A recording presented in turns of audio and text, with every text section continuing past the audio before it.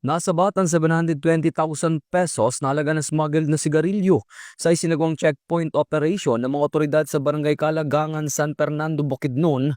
Ito ay ika-11 ng Enero taong kasalukuyan. Kinilala ng otoridad ang naarestong suspect na si alias Rob, 37 anyos at residente ng Barangay Magatos, Asuncion, Davao del Norte. Ayon sa investigasyon, galing ang suspect ng Quezon Bukidnon papuntang Kapalong, Davao del Norte nang maharang ng mga otoridad sa isinagawang checkpoint.